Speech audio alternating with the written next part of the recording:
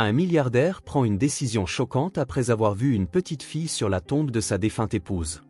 Avant de commencer l'histoire, n'oubliez pas de laisser un like et de vous abonner à la chaîne pour voir plus d'histoires comme celle-ci. Le brouillard matinal planait tel un spectre sur le cimetière d'Oakwood, enveloppant les pierres tombales d'une étreinte fantomatique. Richard Blackwood se tenait immobile devant une stèle de marbre, sa haute silhouette se découpant, solitaire, sur le paysage grisâtre. Son costume anthracite coûteux et son apparence impeccablement soignée contrastaient vivement avec l'émotion brute qui se lisait dans ses yeux alors qu'il fixait le nom gravé, Sarah Elizabeth Blackwood, épouse bien-aimée. 10 ans. Une décennie qu'il ne lui avait pas tenu la main tandis qu'elle rendait son dernier souffle. Une décennie passée à bâtir son empire, toujours plus haut, toujours plus vaste, comme si l'acier et le verre pouvaient combler le vide qu'elle avait laissé. « J'ai gagné un autre milliard cette année, Sarah », murmura-t-il, la voix rauque à force de ne pas s'en servir.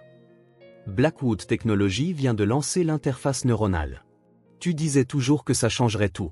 Tu avais raison, comme d'habitude.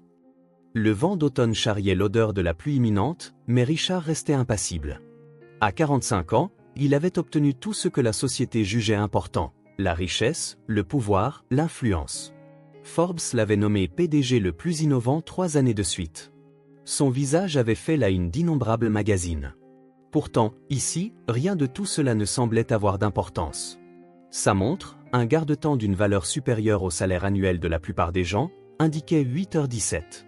Dans exactement 13 minutes, son chauffeur arriverait avec la voiture, et à 9h, il présiderait une réunion qui déterminerait l'avenir de la technologie pour la prochaine décennie.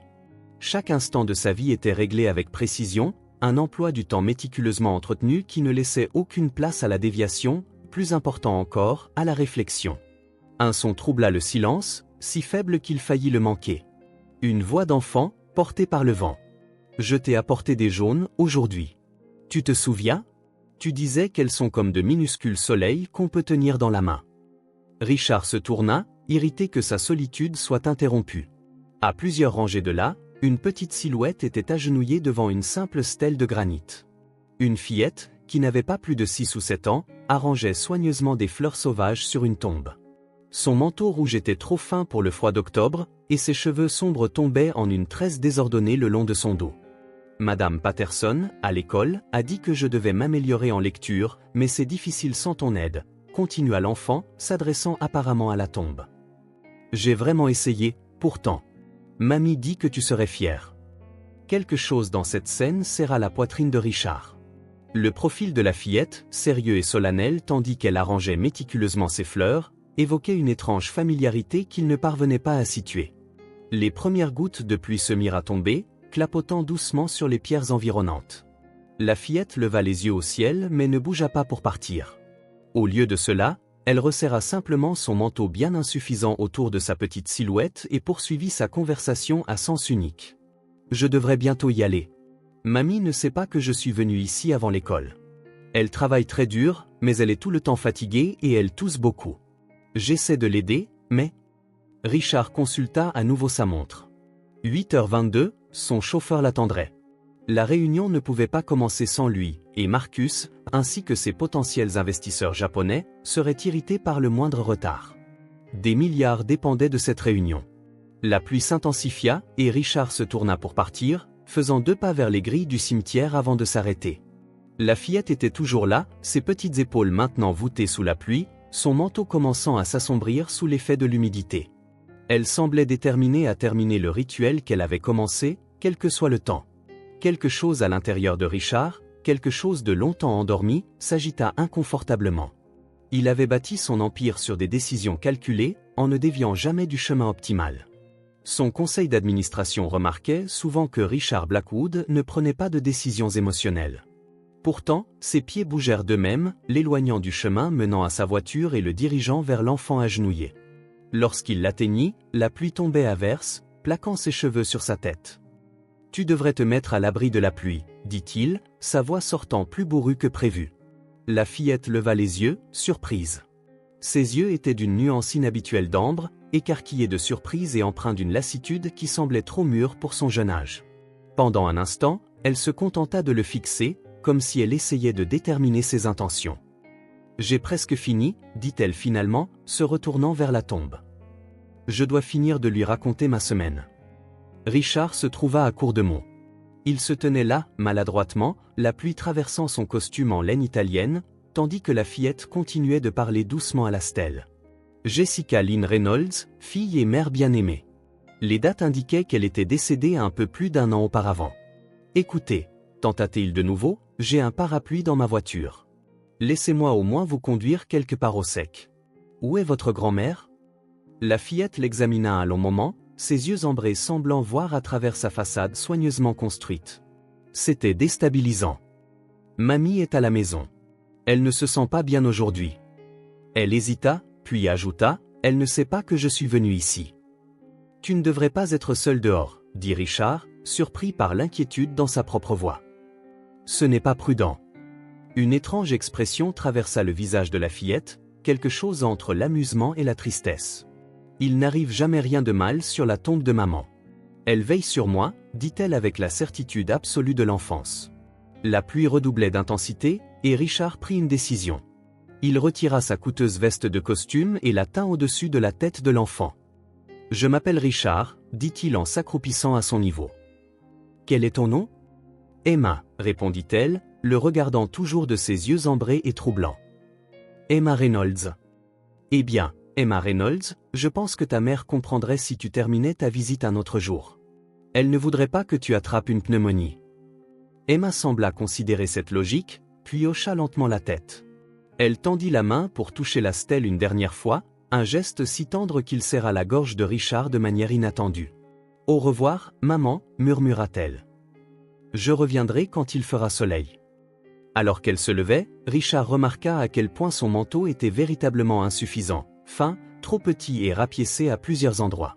Il maintint sa veste au-dessus d'elle tandis qu'il marchait vers les grilles du cimetière, la fillette gardant une distance prudente malgré l'abri qu'il lui offrait. « Où habites-tu, Emma? Je vais demander à mon chauffeur de te ramener. » « Pinewood Gardens, répondit-elle après un instant d'hésitation. Bâtiment C. Richard connaissait le quartier, un complexe résidentiel délabré à la périphérie de la ville, à peu près aussi loin de son Penthouse qu'on pouvait l'être tout en restant dans les limites de la ville. Son chauffeur, James, haussa un sourcil interrogateur lorsque Richard apparut avec une enfant trempée à ses côtés, mais il était trop professionnel pour faire un commentaire. « Changement de programme, annonça Richard en ouvrant la portière arrière de la Bentley noire. Nous ramenons d'abord mademoiselle Reynolds chez elle. » Emma hésita devant la portière ouverte, ses yeux s'écarquillant devant l'intérieur en cuir. « Votre voiture est plus belle que celle de Monsieur Warner, le directeur, et il a dit que la sienne était la plus chic de toute la ville. » Malgré lui, Richard sentit un coin de sa bouche se relever. « Ce n'est qu'une voiture, » dit-il, bien qu'ils sussent tous les deux que c'était bien plus que cela. Alors qu'Emma s'installait sur la banquette arrière, sa petite main agrippant prudemment le bord du cuir comme si elle avait peur de le toucher complètement, le téléphone de Richard se mit à vibrer sans cesse. Son assistante, plusieurs membres du conseil d'administration, les investisseurs japonais, tout le monde exigeait de savoir où il était. « Pinewood Gardens, bâtiment C », ordonna-t-il à James, ignorant le téléphone. Il sentait une étrange sensation s'épanouir dans sa poitrine, quelque chose qu'il n'avait pas ressenti depuis très longtemps. Cela ressemblait étrangement à un but. Emma leva les yeux vers lui, sous ses cils mouillés. « Vous allez avoir des ennuis à cause de moi ?» Richard réfléchit à la question, conscient que toute sa vie méticuleusement planifiée venait de dévier de sa trajectoire à cause de cette rencontre fortuite. Le Richard Blackwood de la veille aurait considéré cela comme un inconvénient, une déviation à corriger. Mais quelque chose chez cette petite fille solennelle, parlant à la tombe de sa mère, avait déclenché en lui quelque chose de longtemps enfoui. Alors que la voiture s'éloignait du cimetière, Richard Blackwood prit la première décision spontanée qu'il avait prise en une décennie. « Non, Emma, » dit-il, se surprenant lui-même par sa certitude.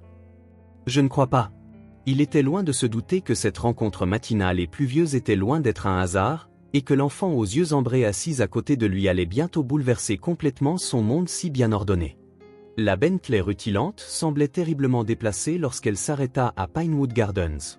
Emma les dirigea vers une porte bleue délavée au rez-de-chaussée du bâtiment C. « C'est notre appartement », dit-elle en rassemblant la veste encore humide de Richard qui s'était retrouvée enroulée autour de ses épaules.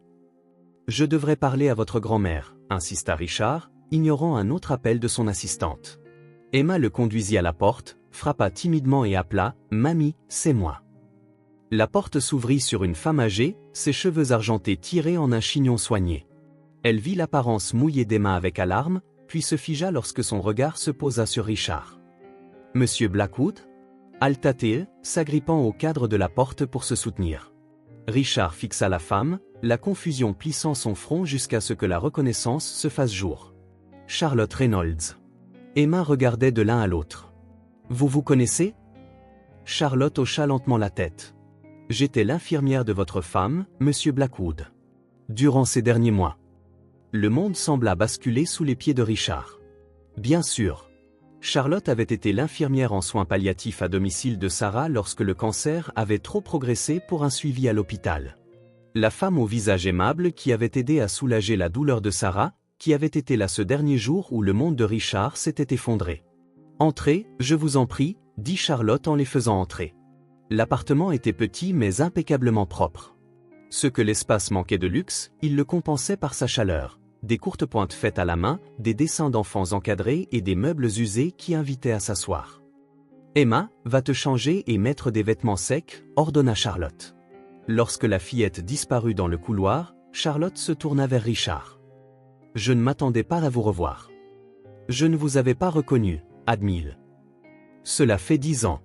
Et vous n'avez pas changé d'un pouce, dit-elle, bien qu'ils sussent tous les deux que ce n'était pas vrai. Ses cheveux étaient peut-être les mêmes, sa posture tout aussi rigide, mais quelque chose de fondamental avait changé chez Richard Blackwood au cours de la dernière décennie. « J'ai trouvé Emma au cimetière » expliqua-t-il. « Sur la tombe de sa mère. » L'expression de Charlotte s'adoucit de chagrin. « Ma fille, Jessica. Nous l'avons perdue l'année dernière dans un accident de voiture. » Tandis que Charlotte préparait du thé dans la minuscule cuisine, Richard remarqua une photo familière sur le mur. Sarah dans son lit d'hôpital, souriant faiblement, avec Charlotte à ses côtés. Son cœur se contracta douloureusement. « Sarah parlait souvent de vous, vous savez, » dit Charlotte en lui tendant une tasse ébréchée. Même à la fin. Avant que Richard ne puisse répondre, Emma revint, vêtue de vêtements secs et tenant un carnet de dessin. « J'ai fait ça pour vous, » dit-elle timidement en lui tendant une page. Le dessin montrait 3 personnages, un grand homme en costume, une petite fille et une femme âgée, se tenant tous la main à côté d'une tombe couverte de fleurs jaunes. « C'est nous, » expliqua Emma sans nécessité. « Sur la tombe de ma maman. Et vous ne vous êtes même pas fâché parce que votre belle veste a été mouillée. » Richard fixa le dessin enfantin, sentant quelque chose se fissurer en lui, quelque chose qui était resté gelé pendant 10 ans. « Merci, Emma » parvint-il à dire, la voix inhabituellement rauque. Alors qu'il se préparait à partir, Charlotte le raccompagna jusqu'à la porte. « Emma a les yeux de votre femme » dit-elle doucement. « Je l'ai remarqué la première fois que je l'ai tenue dans mes bras, bébé. Le même ambre remarquable. » Richard remonta dans la Bentley qui l'attendait, ordonnant à James de le conduire au bureau. Mais alors que la voiture s'éloignait, il se surprit à regarder en arrière vers la petite porte bleue, ayant l'impression d'avoir laissé quelque chose d'important derrière lui. L'esprit de Richard était ailleurs pendant la réunion reprogrammée avec les investisseurs japonais. Tandis que sa bouche formait des mots sur les projections du marché et les interfaces neuronales, ses pensées revenaient sans cesse aux yeux ambrés d'Emma et à la révélation de Charlotte. Ses yeux. Les yeux de Sarah. Monsieur Blackwood ? Marcus, son vice-président des opérations, le fixait avec attente. « Je m'excuse, » dit Richard en se redressant sur sa chaise. « Veuillez continuer. » Plus tard dans la soirée, seul dans son Penthouse surplombant la ville, Richard ouvrit un tiroir qu'il n'avait pas touché depuis des années. À l'intérieur se trouvait une petite boîte en velours contenant l'alliance de Sarah et une photographie. Sarah à la plage, riant face à l'objectif, ses yeux ambrés captant la lumière du soleil. Les mêmes yeux qu'il avait regardés sous des cils mouillés dans le cimetière. 3 jours plus tard, Richard se retrouva de nouveau à Pinewood Gardens, un portefeuille en cuir sous le bras. Il avait demandé à son équipe d'enquêter sur la situation de Charlotte et d'Emma. Ce qu'il découvrit le troubla profondément.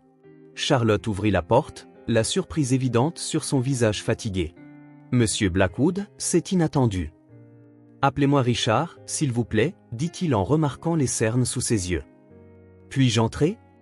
Emma était à l'école, expliqua Charlotte en servant du thé dans les mêmes tasses ébréchées. Richard alla droit au but. « J'aimerais vous aider, vous et Emma, » dit-il en ouvrant son portefeuille. « J'ai préparé quelques options, une aide financière, un fonds d'études pour Emma, peut-être un appartement plus convenable. L'expression de Charlotte changea, une fierté douce mais indubitable redressant ses épaules. C'est très généreux, mais nous n'avons pas besoin de charité. Ce n'est pas de la charité, insista Richard.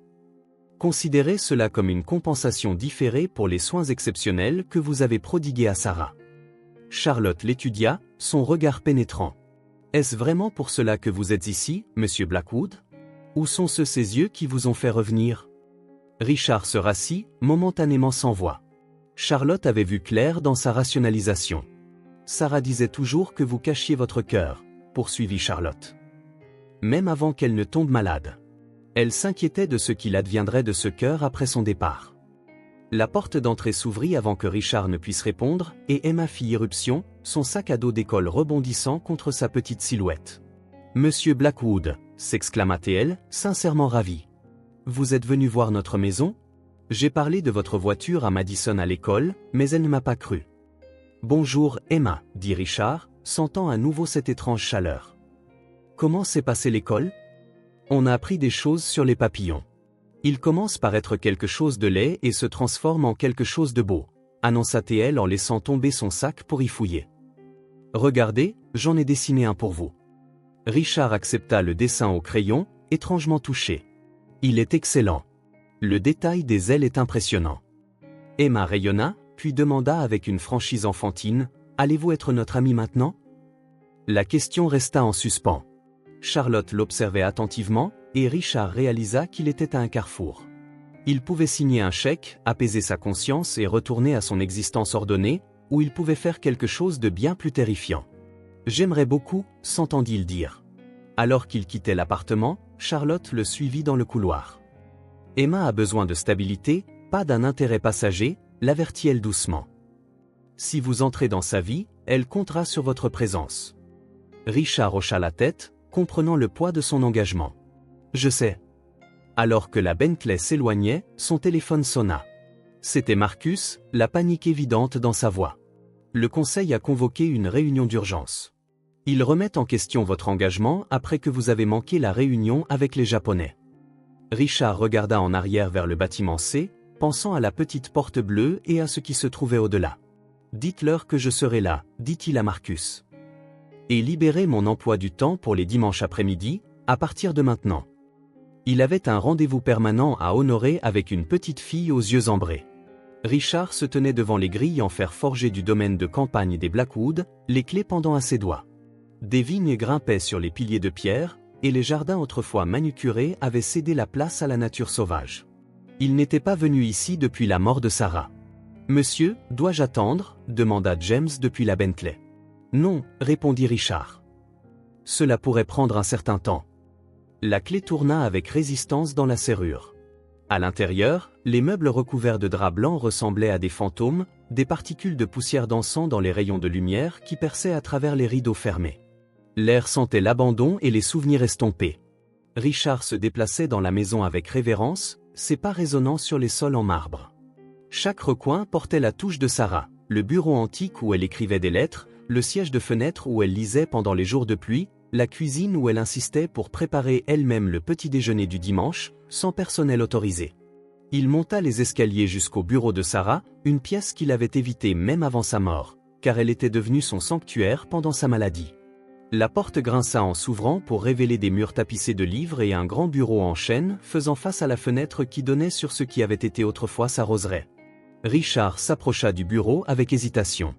Ses affaires étaient restées exactement comme elle les avait laissées, une tasse de thé à moitié finie, maintenant séchée en poussière, des carnets soigneusement empilés, un stylo plume placé précisément parallèlement au bord. Il ouvrit le tiroir supérieur et trouva ce qu'il était venu chercher, le journal de Sarah, relié en cuir souple. Ses doigts tremblèrent en le soulevant. Elle y avait écrit quotidiennement, même dans ces dernières semaines, lorsque tenir le stylo était devenu difficile. Richard s'assit dans son fauteuil et ouvrit le journal à ses dernières entrées. 15 octobre. Charlotte a apporté des photos de sa petite fille aujourd'hui. Ses yeux me rappellent les miens. Richard aurait adoré un enfant avec ses yeux. Le souffle de Richard se coupa. Il tourna à la page suivante. 18 octobre. J'ai parlé de la fondation à Richard aujourd'hui. Il a promis de la réaliser. Je le crois, mais je crains qu'une fois que je serai parti, il ne se réfugie encore plus dans son travail. La fondation aiderait tant d'enfants, comme la petite Emma. Richard fixa le nom sur la page. Emma. La petite fille de Charlotte. La coïncidence semblait impossible. Il poursuivit sa lecture, découvrant les plans détaillés de Sarah pour une fondation pour enfants, un lieu où les enfants confrontés à la perte pourraient guérir à travers l'art, la musique et la communauté. C'était un rêve qu'elle avait partagé avec lui, et il avait promis de le réaliser. Une promesse qu'il avait enterrée avec elle. Au fond du journal, il trouva une photographie qu'il n'avait jamais vue, Sarah avec Charlotte et une jeune femme qui devait être Jessica, la mère d'Emma. La main de Sarah reposait protectriquement sur le ventre très rond de Jessica. Le cachet de la date au dos indiquait 2 semaines avant la mort de Sarah. Richard referma le journal, submergé. La fondation qu'il n'avait jamais construite. La promesse qu'il n'avait jamais tenue.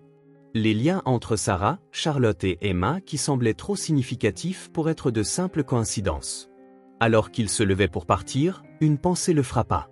Si Sarah était morte alors que Jessica était encore enceinte d'Emma, comment Charlotte avait-elle su qu'Emma avait les yeux de Sarah quand elle était bébé? De retour dans la Bentley, Richard prit une décision. James, conduisez-moi à la tour Blackwood. À son bureau, Richard convoqua ses architectes et son équipe juridique. Pendant des heures, ils travaillèrent sur les plans préliminaires et les documents. Le soir, il avait les prémices d'une proposition, un centre communautaire pour les enfants confrontés à la perte, à construire sur un terrain que l'entreprise possédait déjà près de Pinewood Gardens. Alors qu'il fixait le plan étalé sur son bureau, son téléphone sonna. C'était Charlotte. Emma n'arrête pas de demander quand vous reviendrez, dit-elle, sa voix révélant à la fois l'espoir et la prudence. Elle a dessiné d'autres papillons pour vous. Richard regarda le journal de Sarah à côté des rendus de l'architecte. En fait, dit-il, j'ai quelque chose dont j'aimerais discuter avec vous deux. Quelque chose d'important. En raccrochant, Richard contempla la photographie de Sarah, Charlotte et Jessica. Pour la première fois en 10 ans, il sentit quelque chose de longtemps endormi s'agiter en lui, un but et peut-être une rédemption. Le visage d'Emma s'illumina lorsque Richard arriva à leur appartement, serrant ses dessins de papillons comme s'ils étaient des pierres précieuses. Vous êtes revenu. J'ai promis que je le ferais, répondit Richard, surpris de voir à quel point sa joie l'affectait. Charlotte observa leur interaction avec un optimisme prudent. Après qu'Emma eut fièrement exposé ses œuvres, Charlotte lui suggéra de faire ses devoirs dans sa chambre. Je dois parler en privé avec Monsieur Blackwood. Une fois qu'Emma eut disparu dans le couloir, Richard ouvrit son portefeuille en cuir sur la table basse. J'ai réfléchi à notre conversation, commença-t-il en dépliant les rendus architecturaux. Et à une promesse que j'ai faite à Sarah avant sa mort. Charlotte se pencha en avant, étudiant les plans avec une expression perplexe. Qu'est-ce que je regarde? Le centre communautaire Sarah Blackwood pour enfants, expliqua Richard, sa voix ferme malgré l'émotion qui montait en lui. Un lieu pour les enfants confrontés à la perte, pour trouver la guérison à travers l'art, la communauté et le soutien. Il exposa sa vision, une installation moderne avec des studios d'art, des salles de conseil, des espaces communs et des jardins. Sarah a tout planifié avant de mourir. J'ai promis de le construire, mais après son départ? Il laissa sa phrase en suspens, l'aveu de son échec flottant entre eux. Charlotte toucha doucement les plans. C'est de ça qu'elle parlait pendant ces dernières semaines. Son projet d'héritage, comme elle l'appelait. Richard hocha la tête. J'ai trouvé son journal dans notre maison de campagne. Ses plans étaient remarquablement détaillés. Il hésita avant de continuer. Charlotte, j'aimerais que vous le dirigiez. Sa tête se releva brusquement. Moi? Vous avez une expérience d'infirmière, de la compassion et une compréhension directe de la perte. Le poste est assorti d'un salaire substantiel, d'avantages sociaux et d'une flexibilité pour s'adapter aux besoins d'Emma. L'expression de Charlotte resta sceptique. Et pourquoi maintenant, après 10 ans? Richard songea à esquiver, mais opta pour l'honnêteté. Rencontrer Emma a réveillé quelque chose que j'avais gardé enfoui. Quand je l'ai vue au cimetière, parlant à la tombe de sa mère. Il s'interrompit, se ressaisissant. C'était comme me voir moi-même il y a 10 ans. Sauf qu'elle, elle a encore de l'espoir dans les yeux. Charlotte l'étudia attentivement. Ce n'est pas de la charité, c'est une offre d'emploi, clarifia Richard. Vous rendriez compte au conseil d'administration, comme n'importe quel directeur. Le centre serait financé de manière indépendante mais associé à la division philanthropique de mon entreprise. Avant que Charlotte ne puisse répondre, Emma apparut dans l'embrasure de la porte, les devoirs oubliés. Ce sont des photos de maison, demanda-t-elle, lorgnant les plans avec curiosité. Richard échangea un regard avec Charlotte, qui hocha la tête pour lui donner la permission. C'est un endroit spécial que je prévois de construire, expliqua-t-il alors qu'Emma grimpait sur le canapé entre eux. Un endroit pour les enfants qui ont perdu quelqu'un qu'ils aimaient. Emma traça les contours avec son petit doigt. Comme moi ? Oui, dit doucement Richard. Exactement comme toi. Et j'y travaillerai, ajouta Charlotte prudemment. Si je décide d'accepter l'offre de M. Blackwood. Les yeux d'Emma s'écarquillèrent. J'irai là-bas après l'école au lieu d'aller chez Madame Peterson. Charlotte sourit. Ce serait l'idée. Emma examina le plan sérieusement, puis leva les yeux vers Richard. Est-ce qu'il y a un jardin ? Maman adorait les jardins. Il y en aura un maintenant, promit Richard, prenant une note mentale. Emma hocha la tête, approbatrice, puis rendit son verdict. Je pense que tu devrais dire oui, mamie. Charlotte rit doucement. Ce n'est pas si simple, ma chérie. Pourquoi pas ? Demanda Emma avec la logique directe d'un enfant. Monsieur Blackwood est gentil, et tu dis toujours qu'on doit aider les autres qui sont tristes. La sagesse simple laissa les deux adultes momentanément sans voix. Charlotte soupira finalement. Je vais y réfléchir, Richard, vraiment. Mais j'ai besoin de temps. Bien sûr, acquiesça-t-il en rassemblant ses documents. Alors qu'il se préparait à partir, Emma lui mit ses dessins de papillons dans les mains. C'est pour votre bureau, déclara-t-elle. Pour que vous ne nous oubliez pas. Richard les glissa soigneusement dans son portefeuille. Je ne pourrai pas vous oublier même si j'essaie, Emma. En retournant à sa voiture, Richard réalisa que pour la première fois en une décennie, il se sentait vraiment vivant. Terrifié, incertain, mais indéniablement vivant. Les membres du conseil d'administration de Blackwood Technology regardaient en silence stupéfaits les images sur l'écran de la salle de conférence. Richard Blackwood, le même homme qui avait autrefois renvoyé un cadre pour 3 minutes de retard à une réunion, se tenait en jean et chemise de travail, les manches retroussées, en train de peindre un mur. Comme vous pouvez le voir, poursuivit Richard, imperturbable face à leur choc, la rénovation du centre communautaire Sarah Blackwood est en avance sur le calendrier. Nous ouvrirons dans 6 semaines, sauf contretemps majeur. Marcus retrouva le premier la parole. Richard, bien que nous admirions votre implication personnelle, est-ce la meilleure utilisation de votre temps ? Le lancement de l'interface neuronale a lieu dans 8 semaines. Je suis parfaitement au courant du lancement, répondit calmement Richard. Le centre communautaire ne me prend que mes dimanches après-midi et quelques soirées occasionnelles. Après la levée de la séance, Marcus s'attarda. Permission de parler librement ? Richard hocha la tête en rassemblant ses notes. Que se passe-t-il vraiment ? D'abord, tu manques les investisseurs japonais, puis tu lances ce centre communautaire sorti de nulle part, et maintenant tu peins des murs comme un simple ouvrier. L'inquiétude de Marcus était sincère. Le conseil s'inquiète. Richard réfléchit à sa réponse. Tu te souviens de ce que Sarah disait à propos de l'héritage, Marcus ? Que le véritable héritage n'est pas ce que l'on construit, mais qui l'on aide en cours de route, cita doucement Marcus. Exactement. Pendant 10 ans, je me suis exclusivement concentré sur le quoi. Il est temps d'équilibrer l'équation. Plus tard dans l'après-midi, Richard arriva sur le chantier du centre communautaire. Ce qui avait été un entrepôt abandonné 3 semaines auparavant se transformait rapidement. Les ouvriers se déplaçaient efficacement dans l'espace, érigeant des murs, installant le câblage et préparant la plomberie. Charlotte avait accepté son offre, non sans établir des limites claires. Elle insistait pour maintenir son indépendance, refusant l'offre de Richard de déménager dans un meilleur appartement jusqu'à ce qu'elle gagne assez pour se le permettre elle-même. Monsieur Blackwood. La voix d'Emma retentit à travers le site. Elle portait un casque de chantier pour enfants et un tablier maculé de peinture, saluant avec enthousiasme depuis un coin où elle et Charlotte organisaient le matériel d'art.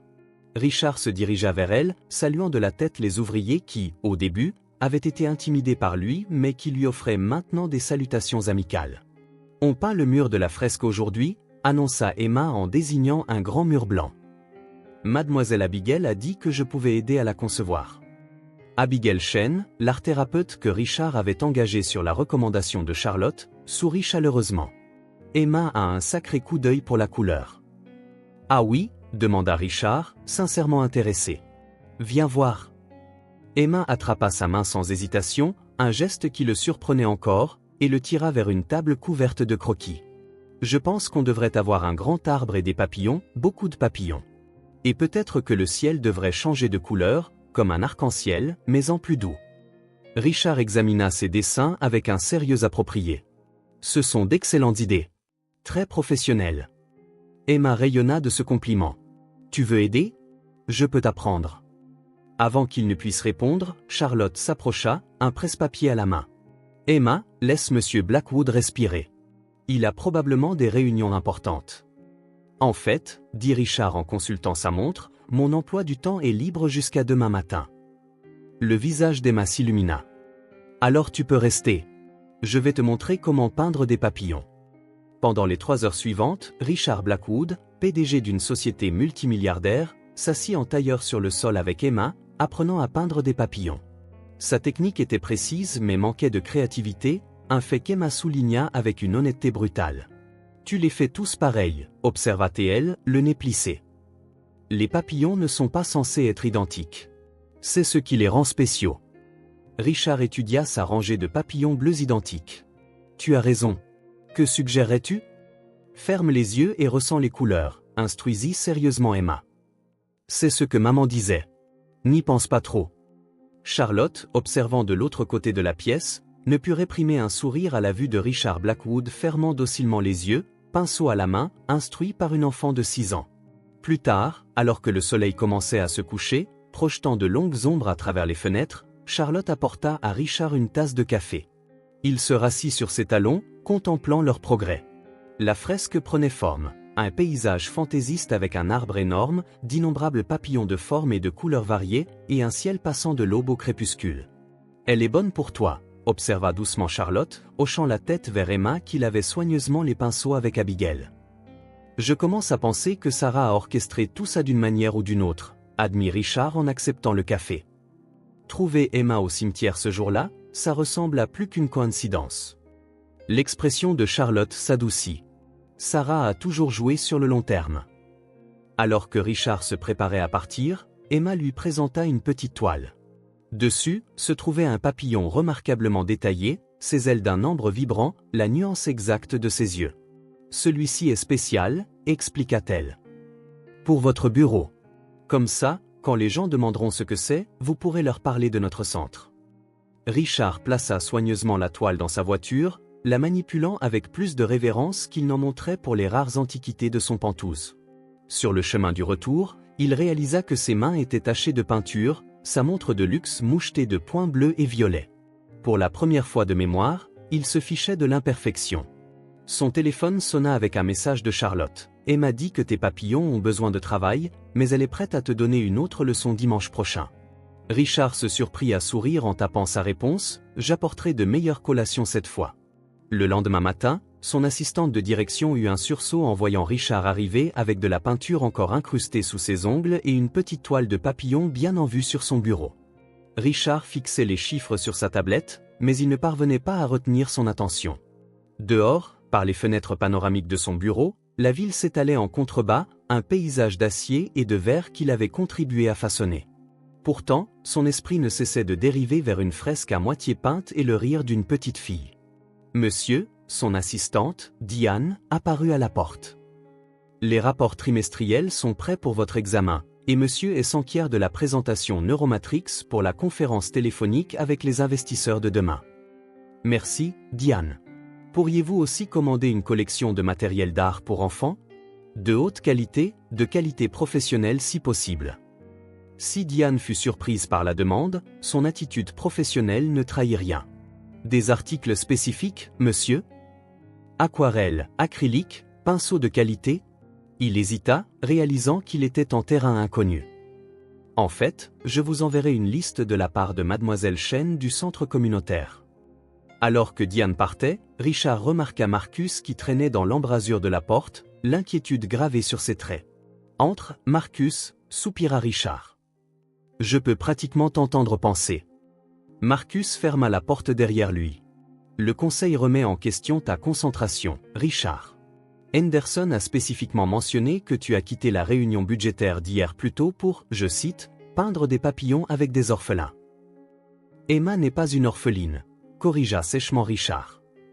Et Henderson ferait mieux de se concentrer sur notre part de marché en baisse en Asie plutôt que sur mon emploi du temps personnel. Marcus s'approcha du bureau, sa voix s'abaissant. Richard, nous travaillons ensemble depuis 15 ans. Je ne t'ai jamais vu comme ça. Le centre communautaire, cette fille et sa grand-mère, ça te change. C'est une mauvaise chose? Non, admit Marcus. En fait, tu sembles plus humain. Mais d'autres l'interprètent comme une faiblesse, une distraction. Les vautours tournent autour. Richard réfléchit à cela. Le monde de l'entreprise était en effet impitoyable, une réalité qu'il avait non seulement acceptée mais exploitée tout au long de sa carrière. Il avait bâti sa réputation en étant impitoyablement concentré, émotionnellement détaché et constamment victorieux. Laisse-les tourner, dit-il finalement. Le lancement de l'interface neuronale les calmera. Marcus ne semblait pas convaincu. Et si ce n'est pas le cas? Le regard de Richard dériva vers la toile du papillon d'Emma. Alors, il sera peut-être temps pour Blackwood Technologies d'évoluer, tout comme son PDG est en train d'évoluer. Ce soir-là, au lieu de travailler tard comme à son habitude, Richard quitta le bureau à 18h et demanda à James de le conduire à Pinewood Gardens. Il avait appelé à l'avance et Charlotte l'avait invité à dîner, un geste simple qui semblait néanmoins monumental. Emma répondit à la porte, son visage s'illuminant. « Vous êtes là. J'avais dit à mamie que vous viendriez exactement à 18h parce que vous êtes toujours à l'heure. » L'appartement sentait la cuisine maison, une odeur si étrangère et pourtant si douloureusement familière que Richard s'arrêta dans l'embrasure de la porte, momentanément transporté dans des souvenirs d'enfance de la cuisine de sa mère, avant qu'elle ne parte. « Ce n'est que du poulet et des légumes, » dit Charlotte, interprétant mal son hésitation. « Rien d'extraordinaire. » Ça sent merveilleusement bon, l'assura Richard en présentant un petit sac cadeau à Emma. J'ai apporté quelque chose pour nos leçons d'art. Emma jeta un coup d'œil à l'intérieur et haleta théâtralement. De vrais pinceaux d'artiste, comme ceux de Mademoiselle Abigail. Elle jeta ses bras autour de la taille de Richard dans une étreinte spontanée qui le laissa momentanément figé avant qu'il ne lui tapote maladroitement le dos. Le dîner fut une révélation. Tous les trois autour de la petite table, Emma bavardant sur l'école, Charlotte partageant des histoires de ses jours d'infirmière, et Richard se surprenant à parler de Sarah d'une manière qu'il n'avait pas fait depuis des années, non pas avec chagrin, mais avec tendresse et même des rires occasionnels. Une fois, elle a remplacé toutes mes chaussettes habillées par des chaussettes identiques d'un violet vif, se souvint-il en souriant au souvenir. Elle disait que si j'allais être si prévisible dans ma garde-robe, je devais au moins avoir des pieds colorés. Après le dîner, tandis que Charlotte nettoyait malgré les offres d'aide de Richard, Emma lui montra son projet scolaire, un arbre généalogique. « Tu vois, ici c'est moi et mamie, et maman au paradis », expliqua-t-elle en désignant les personnages au crayon. « Mais je ne sais pas quoi mettre de ce côté », indiqua-t-elle la branche paternelle, visiblement vide. « Et ton père » demanda prudemment Richard. Emma haussa les épaules. « Maman a dit qu'il n'était pas prêt à être papa. Mamie dit que parfois les adultes font des choix qui blessent les autres, même sans le vouloir. » La sagesse dans l'explication de Charlotte frappa profondément Richard. Combien de choix avait-il fait qui avaient blessé les autres, tout cela dans la poursuite de ses propres objectifs? « Emma » appela Charlotte de la cuisine. « Il est temps de préparer pour le lit. » Après le départ réticent d'Emma, Richard aida Charlotte à faire la vaisselle, une activité si domestique qu'il ne se souvenait pas de la dernière fois qu'il s'y était livré. « Merci de m'avoir inclus ce soir, » dit-il doucement. Charlotte l'étudia.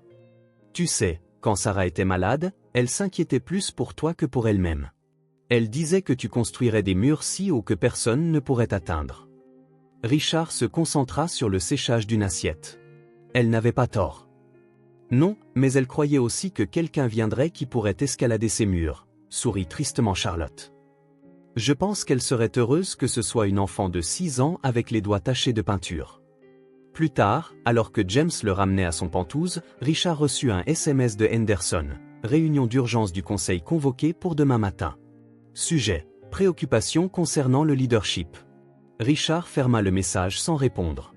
Pour la première fois de sa carrière, une menace d'entreprise ne le remplissait pas d'une fureur stratégique.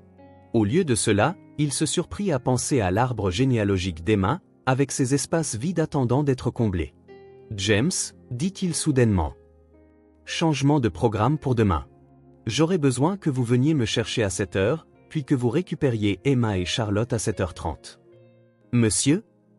Le conseil veut discuter du leadership, répondit Richard, une nouvelle résolution se formant. Je pense qu'il est temps qu'il voie exactement à quoi ressemble le leadership. L'air du soir portait le premier vrai froid de l'automne alors que Richard se tenait sur le jardin sur le toit du centre communautaire presque achevé. En dessous de lui, les lumières de la ville scintillaient comme des étoiles terrestres, tandis qu'au-dessus, les vrais luttaient pour briller à travers la pollution lumineuse urbaine.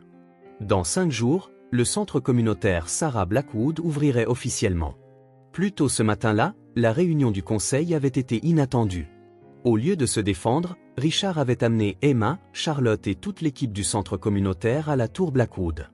Il avait fait au conseil une présentation à laquelle il ne s'attendait pas, non pas sur les marges bénéficiaires ou les parts de marché, mais sur l'héritage, l'impact communautaire et les applications potentielles des technologies d'interface neuronale pour les enfants traumatisés. Emma avait volé la vedette, expliquant avec assurance à une salle remplie de cadres sévères comment l'art l'aidait à se sentir moins triste que sa maman soit au paradis. À la fin, même Henderson s'était adouci, acceptant maladroitement le cadeau d'Emma, une broche papillon peinte à la main pour son revers. « Te voilà !» La voix de Charlotte interrompit ses pensées alors qu'elle montait sur le toit. Emma aide Mademoiselle Chen à ranger la salle d'art. Cet enfant a des opinions sur tout. Richard sourit. Elle tient ça de quelqu'un. Charlotte le rejoignit à la balustrade, resserrant son cardigan contre la brise du soir. Demain, c'est l'inspection finale. Nerveux? Étrangement, non, admit Richard. Le lancement de l'interface neuronale le mois prochain pèse des milliards, et pourtant je suis plus investi dans la perfection de ce centre. Charlotte l'étudia de ce regard pénétrant qui donnait toujours à Richard l'impression d'être transparent. Il n'a pas besoin d'être parfait. Il a juste besoin d'aider les enfants à guérir. Richard hocha la tête, reconnaissant la sagesse de ses paroles. Après un silence confortable, il dit « Je pensais créer un fonds de bourse au nom de Sarah pour les enfants d'ici. Quelque chose pour aider avec l'université le moment venu. » C'est une idée merveilleuse, acquiesça Charlotte, puis, plus hésitante, « Richard, il y a quelque chose que je devrais te dire. Je ne suis pas sûr d'être la bonne personne pour diriger ce centre. » Richard se tourna pour lui faire face. « Qu'est-ce que tu veux dire? Tu es parfaite pour ce rôle. » Les mains de Charlotte tripotaient son cardigan. « J'ai 67 ans. Mon énergie n'est plus ce qu'elle était, et parfois... » Elle s'interrompit, « Parfois, je suis si fatiguée que je peux à peine monter les escaliers de notre appartement. » L'inquiétude plissa le front de Richard. « As-tu vu un médecin? » « Je ne peux pas me permettre les quotes-parts du spécialiste, » admit-elle. « Et j'ai repoussé, à cause d'Emma. Elle a déjà tant perdu. » Avant que Richard ne puisse répondre, la porte du toit s'ouvrit brusquement et Emma bondit, le visage illuminé d'excitation. « Mamie! Monsieur Richard! Venez voir ce qu'on a fait dans la salle d'art. On a rangé tout le matériel par couleur au lieu de par type, parce que c'est plus joli comme ça. Et Mademoiselle Chen a dit que c'est plus créatif. » Elle prononça le mot avec soin, clairement fière de cette nouvelle addition à son vocabulaire. « On arrive tout de suite, ma chérie, » l'assura Charlotte avec un sourire qui masquait son inquiétude précédente. Alors qu'Emma disparaissait par la porte, Richard posa une main douce sur l'épaule de Charlotte. « Demain, à la première heure, je demande à mon médecin personnel de te voir. » Pas de discussion, ajouta-t-il alors qu'elle commençait à protester. Considérez cela comme un avantage professionnel. Charlotte soupira mais hocha la tête. Emma ne peut pas perdre une autre personne, Richard. Elle ne le fera pas, promit-il, bien qu'ils sussent tous deux que ce n'était pas une promesse que quiconque pouvait vraiment tenir. Ils trouvèrent Emma dans la salle d'art, montrant fièrement à Mademoiselle Chen comment organiser les pinceaux par taille. La pièce était une explosion de couleurs, avec des œuvres d'élèves ornant déjà les murs et du matériel méticuleusement rangé sur des étagères ouvertes. « Qu'est-ce que vous en pensez ?» demanda Emma en tournant sur elle-même les bras écartés. « N'est-ce pas la plus belle pièce du monde ?» Richard contempla l'espace, non pas avec l'œil critique d'un PDG évaluant un investissement, mais à travers la perspective qu'Emma lui avait donnée, la joie des couleurs, le potentiel de chaque toile blanche, la guérison qui pourrait se produire entre ces murs. « C'est parfait, » dit-il sincèrement. Plus tard, alors qu'il se préparait à partir, Emma attrapa soudainement la main de Richard. « Vous serez là pour l'inauguration, n'est-ce pas? Promettez que vous n'aurez pas une réunion importante ou quelque chose comme ça. Le sérieux de sa question fit s'agenouiller Richard à son niveau. Emma, il n'y a aucune réunion plus importante que d'être ici avec toi et ta grand-mère le jour de l'inauguration. Emma étudia son visage avec une intensité surprenante.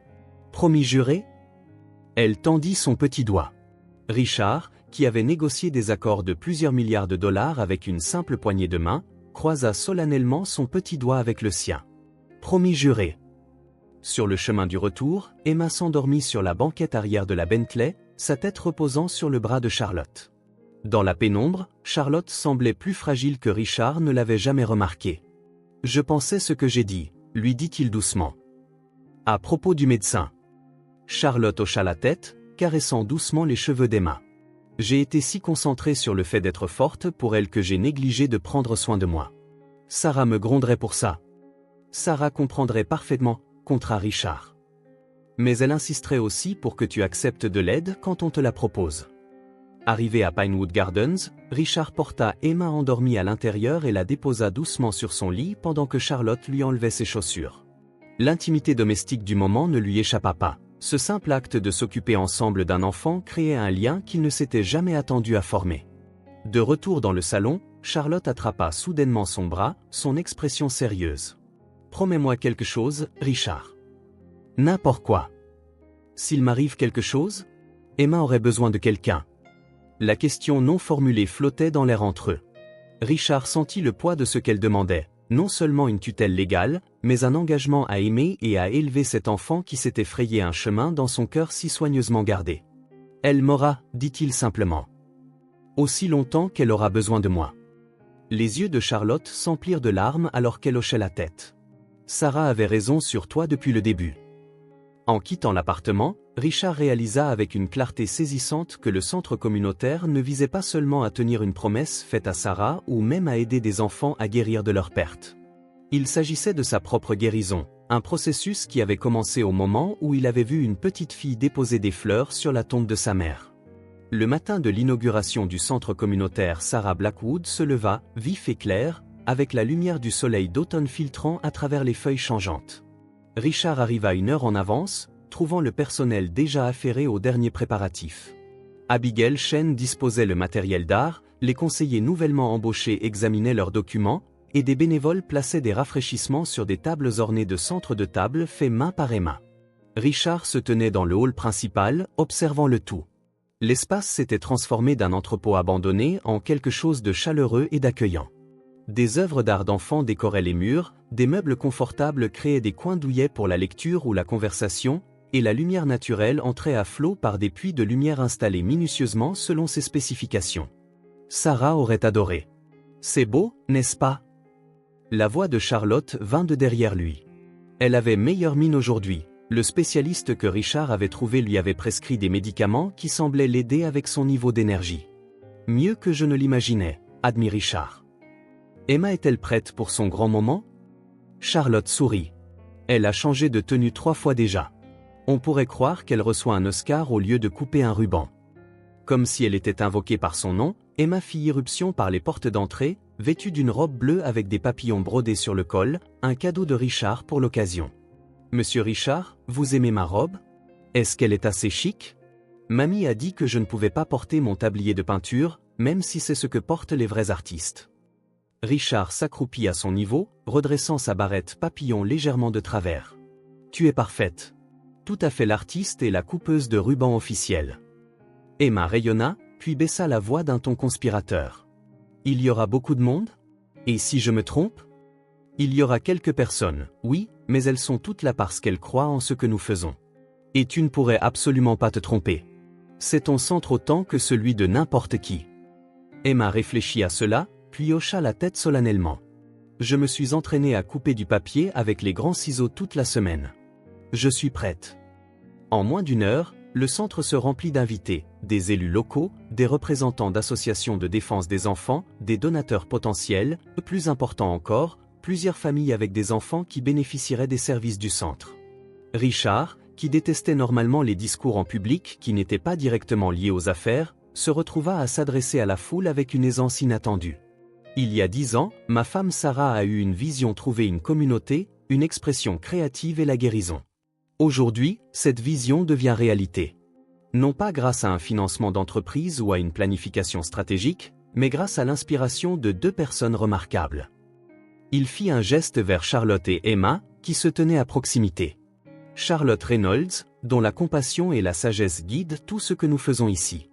Et Emma Reynolds, qui m'a appris que parfois, les plus petites mains peuvent construire les plus grands ponts. Emma, se tenant fièrement à côté de sa grand-mère, chuchota assez fort pour que les personnes à proximité l'entendent, « C'est moi. Je suis la constructrice de ponts. » Un léger rire ondula dans la foule. Après les discours et la coupe de ruban cérémonielle, qu'Emma exécuta parfaitement, les invités se mêlèrent et visitèrent les lieux. Richard se trouvait en conversation avec le maire lorsque Marcus s'approcha, l'air inhabituellement anxieux.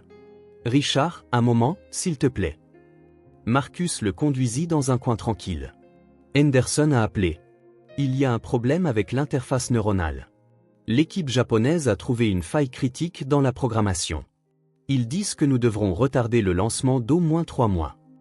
Il y a 3 mois, cette nouvelle aurait plongé Richard en mode crise. Il aurait tout annulé, pris l'avion pour Tokyo immédiatement et travaillé sans relâche jusqu'à ce que le problème soit résolu. Au lieu de cela, il se surprit à hocher la tête calmement. Organise une vidéoconférence pour demain matin. Nous évaluerons la situation et développerons un plan. Marcus le regarda, stupéfait.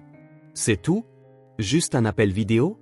Richard, cela pourrait faire chuter la valeur de nos actions. Ou cela pourrait empêcher le lancement d'un produit défectueux qui causerait des dommages irréparables à notre réputation, contra Richard. Quoi qu'il en soit, cela ne sera pas résolu dans les 4 prochaines heures, et j'ai promis à une petite fille que je serai là pour son grand jour. Alors que Marcus s'éloignait, l'air encore perplexe, Richard remarqua Charlotte près de l'entrée, parlant à un coursier. Elle accepta une lettre, ses mains tremblant légèrement en la lisant. Même de l'autre côté de la pièce, Richard put voir la couleur quitter son visage. Le temps qu'il arrive à ses côtés, Charlotte s'était affalée sur une chaise voisine, la lettre serrée dans sa main. « Charlotte, qu'est-ce qui ne va pas ?» Elle leva les yeux, remplis d'un mélange complexe d'émotions, choc, espoir, peur. « C'est de Thomas, » murmura-t-elle, sa voix à peine audible au-dessus de la célébration qui les entourait. Richard se souvint de leur conversation sur la famille de Charlotte. Thomas était l'oncle d'Emma, qui avait disparu des années auparavant, luttant contre la toxicomanie et laissant sa sœur Jessica élever seule Emma. « Que dit-il » demanda doucement Richard. « Il est en cure de désintoxication depuis 2 ans. Il dit qu'il a entendu parler de la mort de Jessica. » Et sa voix se brisa. Il veut voir Emma. Pour réparer ses torts. Emma apparut à leur côté, une tasse de punch à la main, sentant immédiatement que quelque chose n'allait pas. « Mamie, tu es triste ?» Charlotte plia rapidement la lettre et réussit à sourire. « Non, ma chérie. Juste surprise. Nous avons reçu une lettre de quelqu'un dont je n'avais pas eu de nouvelles depuis longtemps. »« De qui ?» demanda Emma avec la curiosité directe d'un enfant. Charlotte échangea un regard avec Richard, demandant silencieusement son soutien. Il hocha légèrement la tête. « De ton oncle Thomas, dit prudemment Charlotte. Le frère de ta mère. Il veut te rencontrer. » Le front d'Emma se plissa de concentration. « J'ai un oncle? Comme dans les histoires? »« Oui, ma chérie. Bien que je ne l'ai pas vu depuis de nombreuses années. » Emma considéra cette nouvelle information avec un calme remarquable. « Est-ce qu'il aime aussi les papillons ?» Charlotte rit doucement, des larmes dans les yeux. « Je ne sais pas, ma puce. Mais nous pourrions bien le découvrir. » Alors que la célébration se poursuivait autour d'eux, Richard s'assit avec Charlotte et Emma, la lettre entre eux représentant un autre tournant inattendu dans leur vie de plus en plus entrelacée. La crise de l'interface neuronale semblait lointaine et sans importance comparée aux émotions qui se lisaient sur le visage de Charlotte. « Quelle que soit ta décision concernant Thomas, » dit Richard doucement, « tu n'es pas seul dans cette épreuve. » Charlotte tendit la main et prit la sienne, un geste de confiance qui signifiait plus pour lui que n'importe quel succès commercial. « Je sais, » répondit-elle doucement. Le centre communautaire s'était vidé de ses invités, ne laissant que quelques membres du personnel pour finir le nettoyage. Richard trouva Charlotte assise seule dans le coin lecture, la lettre de Thomas toujours entre ses mains, maintenant froissée à force d'être pliée et dépliée. « Emma aide Abigail à ranger le matériel d'art, » dit Richard en s'installant dans le fauteuil en face d'elle. « Apparemment, les visiteurs ont complètement détruit son système de code couleur. La tentative de sourire de Charlotte n'atteignit pas ses yeux. Cet enfant et ses systèmes? Parfois, je me demande qui de nous deux est vraiment aux commandes. Un silence confortable s'installa entre eux. À travers les grandes fenêtres, le coucher de soleil peignait le ciel de teintes orange et roses, jetant une lueur chaude sur la pièce. Richard attendit patiemment, laissant à Charlotte l'espace de rassembler ses pensées. « Je n'ai pas été entièrement honnête avec toi à propos de Thomas, » dit-elle finalement, sa voix à peine plus haute qu'un murmure. « Ou à propos de la mort de Jessica. » Richard se pencha légèrement en avant, toute son attention sur Charlotte. « Je t'écoute. » Thomas n'avait pas seulement des problèmes de toxicomanie, commença Charlotte en lissant la lettre sur ses genoux. Il s'est impliqué avec des gens dangereux. Des trafiquants de drogue, des criminels. Quand Jessica a découvert qu'elle était enceinte d'Emma, elle l'a confrontée, a essayé de l'aider à se sevrer. Charlotte s'interrompit, prenant une profonde inspiration. Thomas n'a pas bien réagi. Il y a eu une dispute. Jessica est partie et est venue vivre avec moi. Nous pensions que c'était la fin de l'histoire, mais les associés de Thomas ont commencé à nous menacer. Ils pensaient que Jessica savait des choses sur leurs opérations, leurs livraisons. L'expression de Richard s'assombrit alors qu'il commençait à comprendre où cette histoire menait. L'accident de voiture qui l'a tué, continua Charlotte, la voix brisée, la police soupçonne que ce n'était pas un accident. Les conduites de frein avaient été coupées. Mon Dieu, Charlotte, souffla Richard. Pourquoi ne m'as-tu rien dit? Qu'aurais-tu fait? Construit des murs plus hauts autour de nous? Engagé des gardes du corps? Elle secoua la tête. Nous étions en sécurité depuis plus d'1 an. Jessica n'était qu'une affaire non réglée pour eux, et une fois qu'elle était partie, elle ne put finir sa phrase. Et maintenant, Thomas veut voir Emma, dit Richard, l'instinct de protection qu'il ressentait pour l'enfant le surprenant par sa férocité. Charlotte hocha la tête et lui tendit la lettre. Lis par toi-même. Richard déplia le papier, notant l'écriture soignée et méticuleuse. Chère maman, je ne sais pas si tu ouvriras même cette lettre, et je ne t'en voudrais pas si tu la jetais. Je suis sobre depuis 2 ans, 3 mois et 14 jours. Mon parrain dit que je dois réparer mes torts envers ceux que j'ai blessés, mais je sais que certains dommages ne peuvent jamais être réparés. J'ai entendu pour Jessica. Les mots ne peuvent exprimer ma culpabilité et mon chagrin. Sa mort pèse sur ma conscience, même si je n'ai pas physiquement coupé ses conduites de frein. Les gens avec qui j'étais impliqué sont partis maintenant, la plupart en prison, certains morts. L'inspecteur de police qui a enquêté sur le cas de Jess m'a aidé à entrer en cure de désintoxication quand j'ai finalement touché le fond. Je sais que je n'ai aucun droit de demander, mais j'aimerais rencontrer ma nièce. Pas pour faire partie de sa vie, je ne l'ai pas mérité, mais juste pour la voir une fois. Pour m'excuser. Pour lui faire savoir que sa mère était la meilleure personne que j'ai jamais connue et que ce qui est arrivé n'était pas de sa faute. Je travaille comme charpentier maintenant, je mène une vie saine à Cedar Ridge. Je comprendrai si ta réponse est non. Je respecterai toutes les limites que tu fixeras. Avec amour et plus de regrets que je ne peux en exprimer, Thomas. Richard lut la lettre 2 fois, cherchant des incohérences ou des manipulations, mais ne trouva que ce qui semblait être un remords sincère. « Le crois-tu » demanda-t-il en rendant la lettre à Charlotte. « Je veux y croire, ami. » Il a inclus son jeton de sobriété dans l'enveloppe. 2 ans. Elle sortit un petit médaillon de bronze. Mais comment puis-je risquer la sécurité d'Emma après tout ce qu'elle a traversé? De l'autre côté du centre, ils entendirent le rire clair d'Emma alors qu'elle dirigeait les efforts de nettoyage avec son enthousiasme caractéristique. « Elle mérite de connaître sa famille, » continua Charlotte, « mais j'ai peur, Richard. Et si je me trompe en lui faisant confiance ?» Richard réfléchit attentivement à sa réponse. Il y a 10 ans, sa réponse aurait été simple. Couper tous les liens, privilégier la sécurité avant tout, ne jamais risquer la vulnérabilité. Mais Emma avait changé quelque chose de fondamental en lui. Nous pourrions le rencontrer en terrain neutre, suggéra Richard. Quelque part en public, avec une sécurité présente mais discrète. Charlotte leva les yeux brusquement. Non. Si tu veux que je sois là, clarifia Richard. Toi et Emma n'êtes pas seuls dans cette épreuve. L'impact total de ces paroles sembla frapper Charlotte d'un seul coup. Des larmes montèrent à ses yeux alors qu'elle tendait la main et serrait la sienne. Sarah serait si fière de l'homme que tu deviens, murmura-t-elle. Leur moment fut interrompu par le bruit de petits pas alors qu'Emma courait vers eux, serrant un morceau de papier. Regardez ce que j'ai trouvé en nettoyant. C'était sous le livre d'or. Elle tendit une photo délavée à Charlotte. Charlotte eut un léger hoquet. La photo montrait Jessica, enceinte et souriante, avec un jeune Thomas à ses côtés, son bras protecteur autour des épaules de sa sœur. « Qui sont-ils » demanda Emma, étudiant la réaction de sa grand-mère. Les yeux de Charlotte rencontrèrent ceux de Richard, une question silencieuse passant entre eux. Il hocha la tête, l'encourageant. « Ça, » dit Charlotte en tirant doucement Emma sur ses genoux, « c'est ta mère avant ta naissance. » Elle désigna le visage souriant de Jessica. « Et ça, c'est ton oncle Thomas, son frère. » Emma étudia la photographie avec une concentration intense. « Ma maman était jolie. » « Oui, » acquiesça Charlotte, la voix épaisse d'émotion. « Elle était belle, à l'intérieur comme à l'extérieur. »« Et mon oncle » demanda Emma, « il est gentil, comme Monsieur Richard ?» Charlotte hésita, luttant clairement pour expliquer l'histoire compliquée de Thomas à une enfant de 6 ans. « Ton oncle a fait des erreurs » intervint doucement Richard.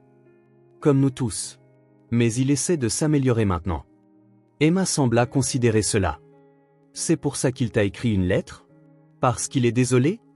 Charlotte hocha la tête, émerveillée par la perception d'Emma. « Oui, ma chérie.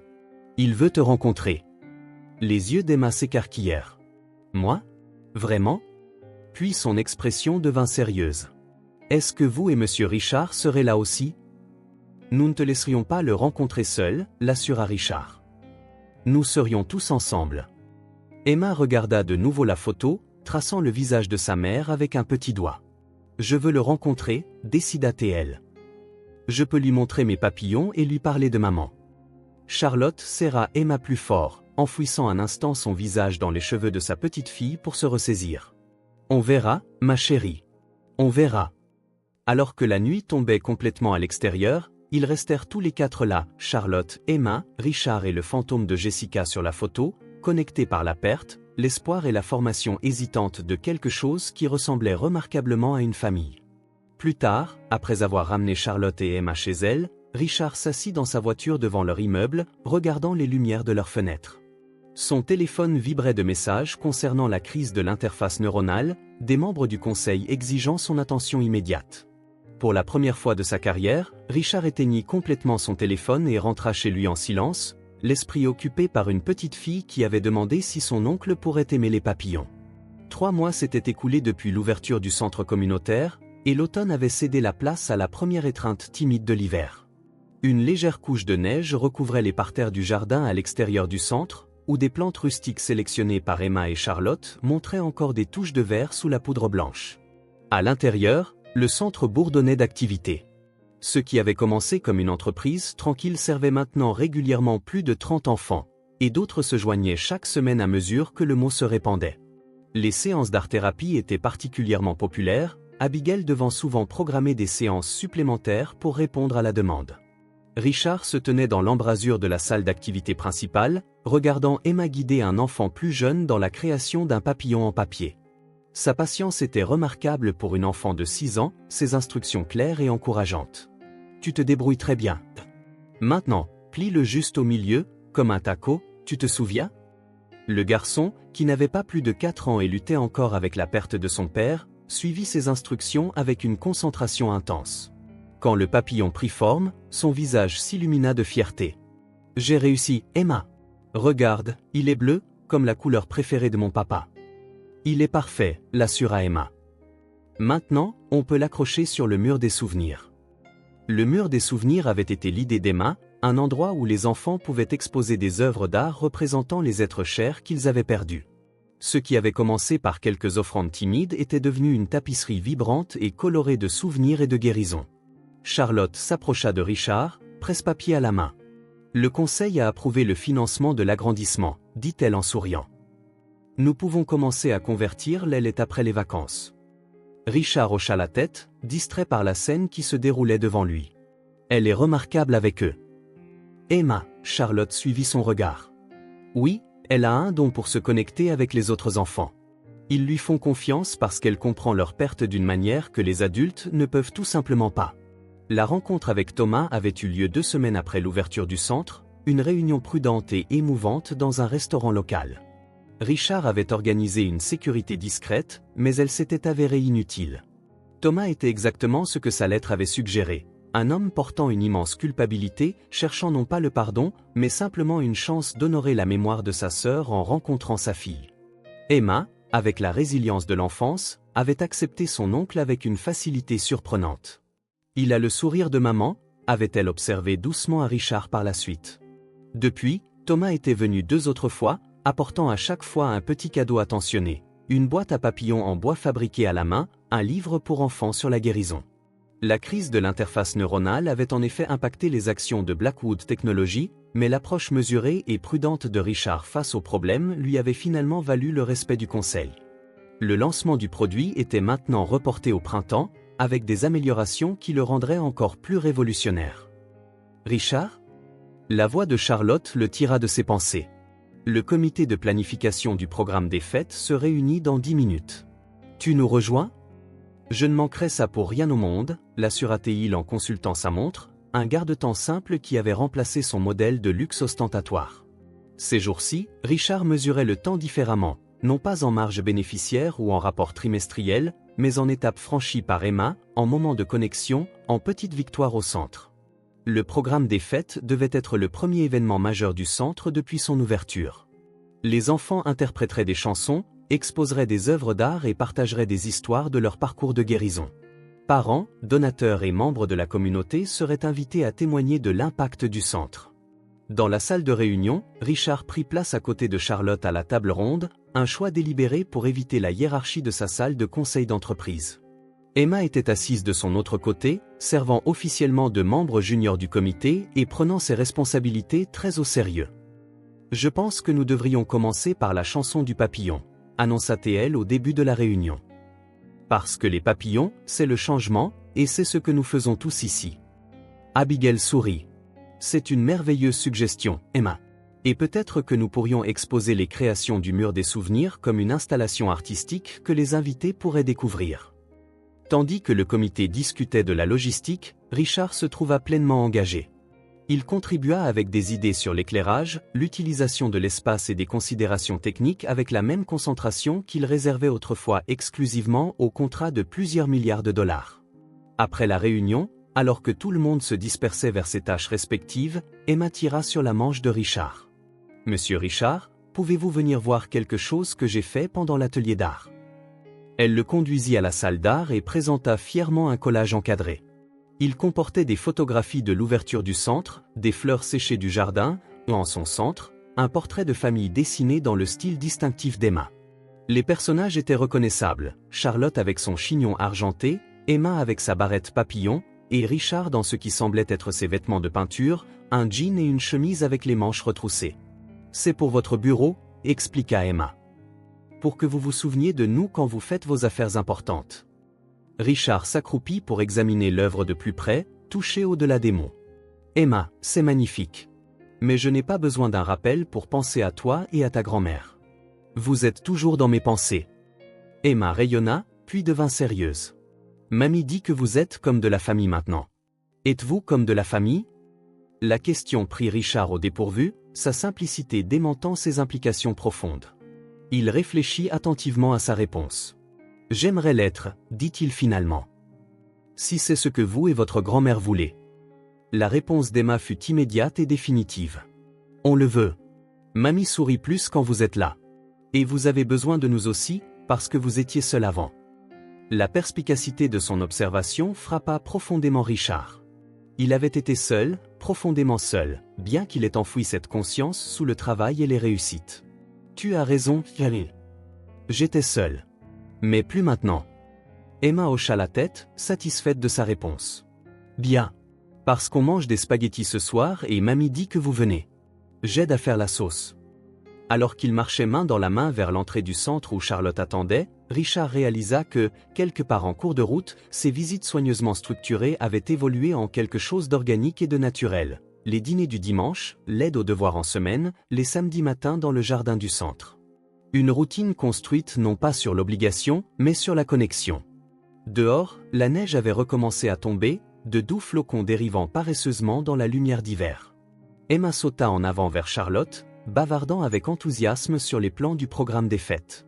Richard les regarda, frappé par la certitude que c'était cela, et non l'empire qu'il avait bâti, non les accolades qu'il avait accumulées, que Sarah avait toujours voulu pour lui. Une famille, un but, un cœur suffisamment désarmé pour aimer à nouveau. Richard était assis dans son bureau à la tour Blackwood, examinant les dernières modifications de l'interface neuronale. Le lancement n'était plus qu'à quelques semaines, et les améliorations avaient rendu la technologie encore plus révolutionnaire que prévu. Son interphone sonna. Monsieur Blackwood, Emma Reynolds est en ligne 1. Elle dit que c'est important. Richard sourit, mettant de côté les documents techniques immédiatement. Emma appelant son bureau était un événement rare, autorisé uniquement pour les choses super importantes, selon le système qu'ils avaient établi. Emma, tout va bien? Monsieur Richard. Sa voix pétillait d'excitation. Devinez quoi? Je vais être l'élève du mois. Madame Wilson l'annoncera demain, mais elle me l'a dit aujourd'hui parce qu'elle sait que je suis doué pour garder les secrets. C'est une merveilleuse nouvelle, Emma. Félicitations. Et il y a une cérémonie spéciale vendredi après-midi. Il te donne un certificat et tout. Mamie a déjà demandé un congé du centre. Elle fit une pause. Je me demandais si vous pouviez venir aussi. L'hésitation dans sa voix serra la poitrine de Richard. Il consulta rapidement son calendrier. Une réunion du conseil était prévue pour vendredi après-midi, le dernier grand aperçu avant le lancement de l'interface neuronale. Je ne manquerai ça pour rien au monde, dit-il sans hésiter. À quelle heure? 14 heures, dans l'auditorium de l'école. Sa voix se fit plus basse, conspiratrice. Il faut bien s'habiller, mais vous le faites toujours de toute façon. Après avoir terminé l'appel, Richard convoqua Marcus dans son bureau. J'ai besoin que la réunion du conseil soit déplacée à jeudi. Marcus fronça les sourcils. Les investisseurs japonais ont spécifiquement demandé vendredi. Ils viennent en avion juste pour ça. Alors nous commencerons à 9 h au lieu de 14 h. J'ai une cérémonie d'élèves du mois à laquelle assister vendredi. Richard était assis entre Charlotte et Thomas dans l'auditorium de l'école primaire, entouré de parents et de membres de la famille fière. Lorsque le nom d'Emma fut appelé, elle se dirigea avec assurance vers la scène, sa barrette papillon captant la lumière. Emma a montré une croissance exceptionnelle cette année, annonça son enseignante. Son art et sa gentillesse envers les autres élèves la rendent vraiment spéciale. Alors qu'Emma acceptait son certificat, elle chercha dans le public jusqu'à ce qu'elle repère Richard. Le sourire qui illumina son visage valait 1000 réunions du conseil. Par la suite, alors qu'Emma montrait sa salle de classe, une aide enseignante s'approcha de Richard. Vous devez être le père d'Emma. Elle parle constamment de vous. Avant que Richard ne puisse la corriger, Emma apparut à ses côtés. C'est Monsieur Richard, annonça-t-elle fièrement. C'est mon. Emma hésita, regardant Richard avec incertitude. Ils n'avaient jamais défini leur relation en termes concrets. Richard s'accroupit au niveau d'Emma. Je suis de la famille, dit-il simplement, regardant dans ses yeux ambrés si réminiscents de ceux de Sarah. Le visage d'Emma s'éclaira. Oui, c'est ma famille. Plus tard, alors qu'il célébrait avec de la crème glacée, Richard remarqua que Charlotte le regardait avec une expression pensive. Quoi? Demanda-t-il. Rien, répondit-elle en souriant doucement. Je pensais juste que Sarah serait heureuse de te voir assis dans l'auditorium d'une école primaire au lieu d'une salle de conseil un vendredi après-midi. Richard réalisa qu'elle avait raison. Et plus important encore, il n'y avait nulle part ailleurs où il aurait préféré être. La grande salle de bal de l'hôtel métropolitain scintillait de l'élite de la ville. Richard ajusta son nœud papillon tandis que les photographes immortalisaient son arrivée au Business Leadership Awards. Pour la 5e année consécutive, il avait été nominé pour le titre de PDG de l'année. De l'autre côté de la pièce, Marcus lui fit signe de rejoindre une table où attendaient des membres du conseil et des investisseurs clés. L'interface neuronale avait été lancée 3 semaines auparavant avec un succès sans précédent, propulsant les actions de Blackwood Technology à des sommets records. C'est ta soirée, prédit Henderson en tapant Richard sur l'épaule. La concurrence n'a aucune chance. Richard hocha poliment la tête, mais ses pensées dérivèrent vers le projet de science d'Emma, avec lequel il avait promis de l'aider demain. Il consulta sa montre. La cérémonie se terminerait tard, mais il aurait encore le temps de revoir sa présentation avant de se coucher. Lorsque sa catégorie fut annoncée, la salle se tut. Le présentateur énuméra les réalisations de Richard, la percée de l'interface neuronale, l'expansion des marchés asiatiques, une croissance des revenus de 30%. Sa victoire semblait inévitable. Et le prix est décerné à Richard Blackwood, Blackwood Technology. Les applaudissements éclatèrent alors que Richard s'approchait du podium, les flashs des appareils photo illuminant son chemin. Il posa le trophée en cristal sur le pupitre et scruta le public, des personnalités puissantes qui avaient autrefois été le seul centre de son ambition. « Merci pour cet honneur », commença-t-il, s'écartant de son discours préparé. « Il y a 10 ans, ma défunte femme Sarah m'a dit quelque chose que je n'étais pas prêt à entendre. Elle a dit, le véritable héritage ne se mesure pas en parts de marché ou en percée technologique. » Richard s'interrompit, ses doigts effleurant le prix. « Il y a 6 mois, j'ai rencontré une petite fille qui déposait des fleurs sur la tombe de sa mère. Elle m'a appris ce que Sarah voulait dire par héritage. Grâce à Emma Reynolds, j'ai découvert que nos réalisations les plus significatives se mesurent en vies touchées, et non en fortunes amassées. » Le public s'agita, mal à l'aise face à ce départ des discours d'acceptation typiques. Le centre communautaire Sarah Blackwood a aidé plus de 50 enfants à surmonter leur deuil grâce à l'art et à la communauté. C'est petit comparé à nos entreprises, mais infiniment plus précieux. La voix de Richard se fit plus forte. Je me tiens devant vous ce soir, non seulement en tant que PDG, mais en tant que quelqu'un qui apprend que le succès a de nombreuses définitions. De sa poche, Richard sortit un petit papillon en papier qu'Emma lui avait donné pour lui porter chance. Ceci signifie plus pour moi que n'importe quel prix. Il représente la transformation, ce qui se passe lorsque nous nous ouvrons à des connexions inattendues. Dans les coulisses, après la cérémonie, Henderson s'approcha avec une expression inquiète. Discours remarquable, Richard. Bien que le conseil puisse se demander si ta concentration n'a pas changé. Richard sourit, remettant le papillon dans sa poche. Ma concentration n'a pas changé, Henderson. Elle s'est élargie. Et l'entreprise en est plus forte. Plus tard, alors que son chauffeur se dirigeait vers sa maison, Richard reçut un SMS de Charlotte avec une photo d'Emma endormie, le matériel de son projet de science étalé autour d'elle. La légende disait, elle n'a pas pu rester éveillée. Elle dit de te dire qu'elle est fière de ton prix brillant, mais qu'elle a besoin de toi pour les volcans demain. Non négociable. Richard sourit, posant le trophée en cristal sur le siège à côté de lui.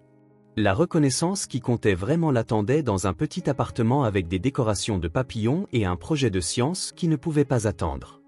Il était une fois un homme très triste qui avait oublié comment voir avec son cœur.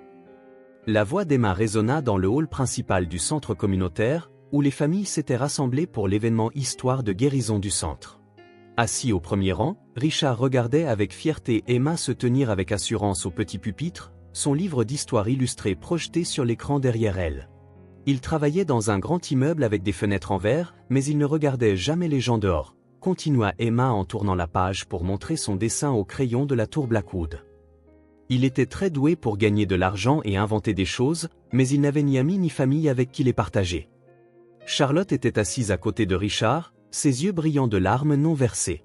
Thomas se tenait au fond de la salle, une caméra vidéo à la main, capturant le moment de sa nièce. Puis, un jour de pluie, l'homme a rencontré une petite fille qui parlait à sa maman au paradis. Emma tourna la page pour montrer une représentation étonnamment détaillée de leur rencontre au cimetière. La fille était triste aussi, mais elle savait encore comment voir avec son cœur. Richard sentit une boule se former dans sa gorge alors qu'Emma poursuivait son histoire, relatant leur voyage commun à travers des observations simples mais qui allaient droit au but. Le public écoutait, captivé, cet enfant de 6 ans distillait des transformations émotionnelles complexes en un récit que même les plus jeunes pouvaient comprendre. L'homme a appris qu'aider les autres rendait les sentiments tristes plus petits, expliqua Emma, montrant une illustration vibrante du centre communautaire. Et la fille a appris que même lorsque les gens vont au paradis, de nouvelles personnes peuvent entrer dans votre cœur si vous laissez la porte ouverte. Abigail Chen, assise à proximité, passa discrètement un mouchoir à Richard. Il n'avait même pas réalisé qu'il en avait besoin. Ils ont formé une nouvelle famille, dit Emma en arrivant à la dernière page, où 3 personnages se tenaient la main sous un arc-en-ciel de papillons. Pas le genre de famille dans laquelle on est, mais le genre qu'on trouve quand on est assez courageux pour voir à nouveau avec son cœur. Emma ferma son livre avec un signe de tête solennel. Fin.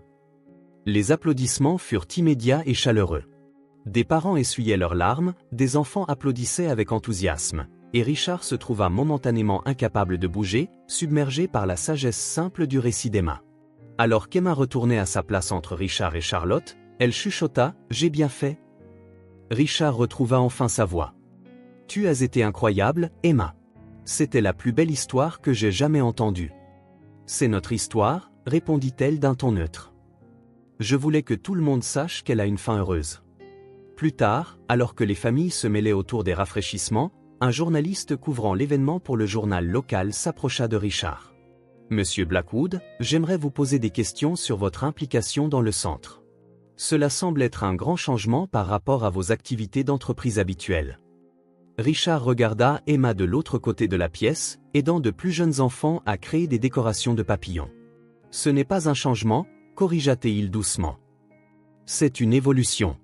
Parfois, il faut un enfant pour nous rappeler ce qui compte vraiment. » Le journaliste hocha la tête en direction d'Emma. « Et la petite fille de l'histoire, elle est assez remarquable. » Richard sourit, une expression authentique qui était devenue de plus en plus naturelle au fil des mois. « Oui, elle l'est. Elle a appris à ce vieil homme d'affaires comment voir à nouveau avec son cœur. » Le printemps était revenu en ville, apportant avec lui un renouveau qui semblait approprié pour ce que Richard considérait maintenant comme l'anniversaire de sa propre renaissance. Presque exactement un an s'était écoulé depuis qu'il avait rencontré Emma au cimetière, depuis que son monde soigneusement ordonné avait été magnifiquement perturbé. Le jardin du centre communautaire était en fleurs, planté par les enfants. Le jardin des papillons d'Emma occupait le devant de la scène, avec son explosion de couleurs conçue pour attirer les créatures délicates. Ce dimanche matin particulier, Richard était agenouillé dans la terre à côté d'Emma, l'aidant à transplanter des plants qu'elle avait fait pousser dans la petite serre du centre. « Fais attention aux racines », instruisit sérieusement Emma. « Elles sont comme des veines. Si tu les casses, la plante ne peut plus se nourrir. » Richard suivit ses conseils d'experte, étonné de la quantité de connaissances qu'elle avait absorbées du programme de jardinage. « Tu deviens une vraie botaniste, observa-t-il. Emma réfléchit à ce nouveau mot. « C'est comme un docteur pour les plantes ? » Quelque chose comme ça, sourit-il. Charlotte observait depuis un banc voisin, sa santé bien meilleure après des mois de soins médicaux appropriés. À côté d'elle était assis Thomas, qui était devenu une présence stable dans leur vie, les rejoignant pour les dîners du dimanche, aidant aux rénovations du centre, reconstruisant lentement sa relation avec sa mère et en établissant une avec sa nièce. « Richard ?» appela Charlotte en consultant sa montre. « C'est presque l'heure. » Il hocha la tête, aidant Emma à se nettoyer les mains avec les lingettes de jardinage qu'il gardait à proximité. Aujourd'hui était un jour important, l'anniversaire de la mort de Sarah, qui coïncidait avec leur visite prévue au cimetière. Pour la première fois, ils visiteraient ensemble la tombe de Sarah et celle de Jessica. Alors qu'ils rassemblaient leurs affaires, un bénévole du centre s'approcha avec un message. Un visiteur était arrivé, demandant spécifiquement Richard. Curieux, il s'excusa et se dirigea vers l'entrée principale. La femme qui attendait dans le hall était inconnue, d'âge moyen, avec des yeux aimables et un sourire hésitant. Elle serrait une grande enveloppe contre sa poitrine. « Monsieur Blackwood ? Je suis Patricia Winters, l'ancienne colocataire de Jessica Reynolds. » L'intérêt de Richard fut immédiatement piqué. « Appelez-moi Richard. Comment puis-je vous aider ? J'étais à l'étranger ces 2 dernières années, expliqua-t-elle. Je n'ai appris que récemment le décès de Jessica. En nettoyant de vieux cartons, j'ai trouvé quelque chose que je pense qu'Emma devrait avoir. » Elle ouvrit l'enveloppe et en retira un petit journal avec un papillon en relief sur la couverture.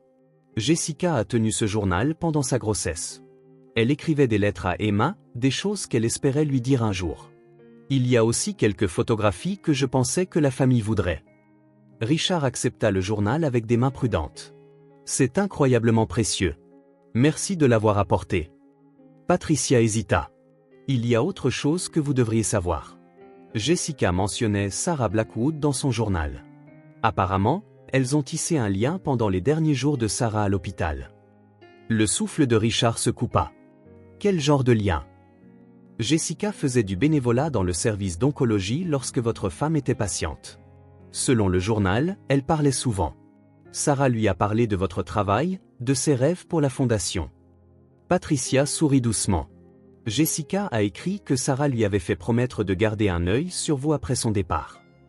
Les pièces du puzzle s'assemblèrent soudainement dans l'esprit de Richard. Les coïncidences qui n'en avaient jamais vraiment été. Jessica savait qui il était, ce jour-là au cimetière. Peut-être avait-elle même visité la tombe de Sarah elle-même, emmenant Emma avec elle. Merci, dit Richard, la voix épaisse d'émotion. Cela signifie plus que vous ne pouvez l'imaginer. Lorsqu'il rejoignit les autres, qui attendaient maintenant près de la voiture, il présenta soigneusement le journal à Charlotte. Un visiteur a apporté ça. C'est de Jessica, écrit pour Emma. La main de Charlotte trembla en ouvrant le journal à la première page, où Jessica avait écrit « Pour ma fille, Emma. Pour que tu saches toujours à quel point tu as été aimée, même avant ton arrivée. Nous devrions donner ça à Emma quand elle sera plus grande, murmura Charlotte, des larmes montant à ses yeux. Quand elle pourra vraiment le comprendre. » Richard hocha la tête, puis partagea ce que Patricia lui avait dit sur le lien entre Sarah et Jessica. Thomas écouta avec émerveillement, tandis que Charlotte souriait comme pour confirmer quelque chose qu'elle soupçonnait depuis longtemps. Sarah a toujours joué sur le long terme, dit-elle doucement. Au cimetière, ils visitèrent d'abord la tombe de Jessica. Emma plaça des fleurs fraîches, des jaunes, comme de minuscules soleils qu'on peut tenir dans la main, tandis que Thomas se tenait silencieusement à côté d'elle, son chagrin et son regret encore évidents mais maintenant tempérés par la guérison. Puis ils marchèrent ensemble jusqu'à la tombe de Sarah. C'était la première visite de Richard depuis ce matin pluvieux et fatidique, 1 an auparavant. Emma lui tenait fermement la main alors qu'il s'approchait. « C'est ici que nous nous sommes rencontrés pour la première fois, » dit Emma en le regardant de ses yeux ambrés remarquables. « Je me souviens que tu avais l'air triste et effrayé, mais tu t'es quand même arrêté pour m'aider. » Richard s'agenouilla à côté de la stèle, traçant le nom de Sarah avec des doigts doux. « Je pense qu'elle t'a envoyé à moi, » dit-il doucement. « Pour me rappeler comment vivre à nouveau. » Emma réfléchit à cela avec une gravité solennelle. « Peut-être que ma maman et ta femme sont amies au paradis. Peut-être qu'elles ont travaillé ensemble pour faire de nous une famille. » De la bouche d'un enfant, le sentiment semblait non seulement possible, mais probable. Richard regarda le petit groupe qui l'entourait, Charlotte avec sa sagesse et sa force, Thomas travaillant à sa rédemption, et Emma, le catalyseur inattendu qui avait tout changé. « Je pense que tu as raison, » acquiesça-t-il. Alors qu'ils se tenaient ensemble sous le doux soleil de printemps, Richard ressentit un sentiment d'achèvement. Le vide qu'il avait consumé pendant 10 ans était comblé, non pas par des réalisations ou des accolades, mais par l'amour de cette famille improbable qui s'était formée autour de lui. Plus tard, alors qu'il plantait des fleurs commémoratives sur les 2 tombes, Emma travaillait avec une détermination concentrée, tassant fermement la terre autour de chaque tige. « Monsieur Richard, » dit-elle soudainement en levant les yeux vers lui. « J'ai réfléchi. »« À quoi ?» demanda-t-il, reconnaissant l'expression qui précédait habituellement l'une de ses profondes observations. « Puisque nous sommes une famille maintenant, peut-être que tu pourrais être juste Richard. Au lieu de Monsieur Richard. »« Oh !» Elle hésita, soudainement timide. « Peut-être autre chose, si tu veux. » Richard sentit son cœur se dilater dans sa poitrine, comprenant la signification de ce qu'elle demandait. Il regarda Charlotte, qui hocha la tête presque imperceptiblement, ses yeux brillants d'approbation. « Je serais honoré, » dit-il, sa voix ferme malgré l'émotion qui menaçait de le submerger. « Quel que soit le nom que tu décides de me donner, je serai toujours là pour toi, Emma. Toujours. » Elle hocha la tête, satisfaite, et retourna à son jardinage.